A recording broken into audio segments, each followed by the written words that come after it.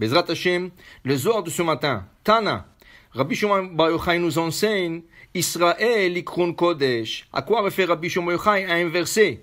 Il est écrit Kodesh Israël l'Adonai. Israël est appelé le peuple sacré de l'Éternel.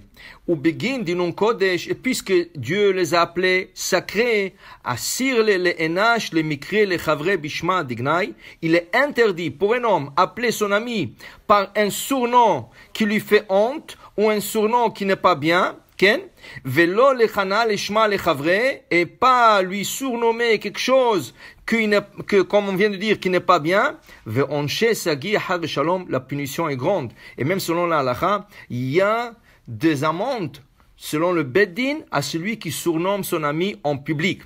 Vechol sheken, et à plus forte raison, bimilin achoranim. Il est interdit de parler la shonara d'un autre juif. Il est interdit de parler le mal d'un autre juif, parce que chaque juif est appelé Kodesh, est appelé sacré.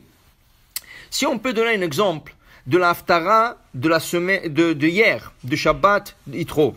Il est écrit dans la haftara que Yeshaya Anavi, le prophète Yeshaya, il est dans une vision.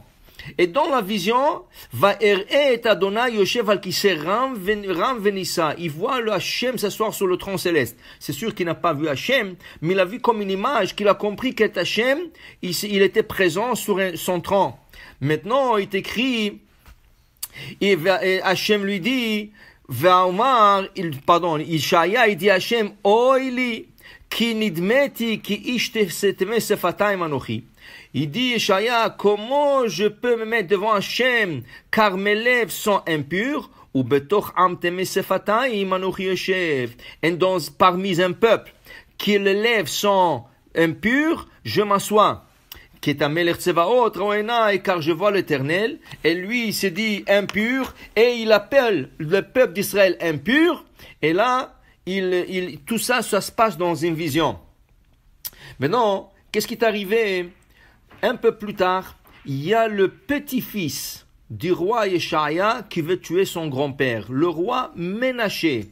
Il essaye de tuer son grand-père Yeshaya. Maintenant, il trouve un prétexte, et le prétexte est le suivant.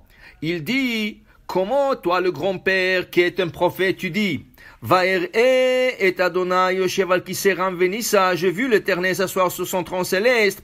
Or que Moshe Rabbeinu il dit, Velo ir'eni adam vachai, un homme, il est impossible pour lui de voir Dieu. Alors puisque tu as dit quelque chose qui est impossible, tu es un faux prophète, et c'est le prétexte que le petit-fils voulait tuer son grand-père Yeshaya. Ce qui arrive, Yeshaya se sauve. Il avait le choix de répondre, il avait le choix de répondre et dire, dit la Gemara, et dire qu'il n'a pas vu Hachem, il a vu comme une image qui représente Hachem. Mais il savait que quoi qu'il dise, quand même son petit-fils Ménaché va le tuer. Alors il a préféré que son petit-fils le tue avec un prétexte qui a l'air d'être valable, au lieu de le tuer comme ça, sans prétexte du tout. Il se sauve et les esclaves de Ménaché courent après lui. Et là, comme il était un grand prophète, un grand kabbaliste, il dit un certain nom et il s'avale dans un tronc d'arbre.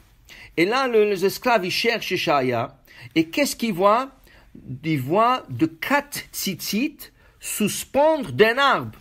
Là, ils ont compris, il a dû faire quelque chose, qu'il est rentré dans l'arbre. Alors, qu'est-ce qu'ils ont fait? Il est écrit dans la Gemara, ils ont pris une scie et ils ont commencé à scier l'arbre pour l'enlever de là-bas. Et là, la scie a touché les lèvres de Yeshaya et il est décédé, il est mort. Dit le Rav Ben Ishraï, pourquoi il est mort de telle manière? Justement, parce qu'il a dit, ou betoch am teme sefataim ani yoshev. Il a appelé le peuple d'Israël am, une nation avec les lèvres impures.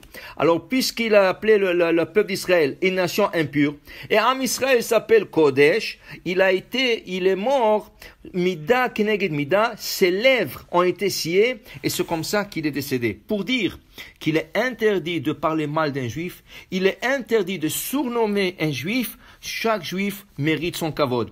Tu n'aimes pas peut-être qu'est-ce que l'autre il fait, tu n'aimes pas ses actions, mais tu ne peux pas dire que lui il n'est pas bien. C'est pour ça que le matin, chaque jour qu'on commence la tefila, on commence par le mot Areni mekabel alay mitzvat assez, j'accepte sur moi une mitzvah sous forme positive, ve'ahavta lereacha kamocha. Tu aimeras ton prochain comme toi-même, et c'est avec ça qu'on commence la prière de Shachrit pour dire il faut aimer chaque juif, parce que chaque juif est aimé par Kosh Baruch Hu, et chaque juif est appelé sacré. Baruch Adonai Le'olam. Amen ve Amen.